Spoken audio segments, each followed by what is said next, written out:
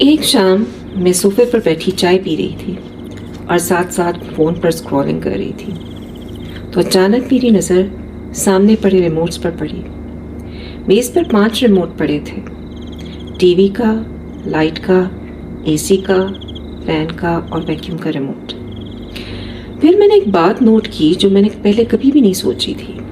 صرف T V کے remote پر plastic cover چڑھا ہوا تھا اور باقی سارے ریموٹ انکورڈ تھے. میں سوچنے لگی کہ میں ہمیشہ ٹی وی کے ریموٹ پر ہی کیوں کور چڑھاتی ہوں. باقی بھی تو ریموٹ ہی ہیں، ان کو بھی تو محفوظ رکھنا ہے. یہ سب مجھے ماضی کے جھروکوں میں لے گیا. جب ہم چھوٹے ہوتے تھے تو اس وقت صرف ٹی وی کا ہی ریموٹ ہوا کرتا تھا اور ابو ہمیشہ اس کو کور چڑھا کر رکھتے تھے. جب کبھی سیل چینج کرتے تو ہمیں فوراً حکم ہوتا کہ پلاسٹک لے کر آؤ، تو ہم کاپیوں پر کور چڑھانے والا پلاسٹک لا کر اس پر چڑھا دیتے اور پھر خوب اچھی طرح اس پر ٹیپیں چڑھائی جاتی. اگر کبھی ایک کام لیٹ ہو جاتا یا مس ہو جاتا تو ڈانٹ پڑ جاتی.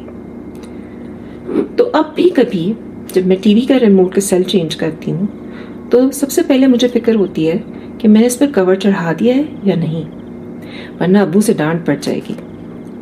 حالانکہ ابو تو لاہور میں اپنی قبر میں آرام فرما رہے ہیں اور میں 7 سمندر پار اپنے گھر میں ہوں.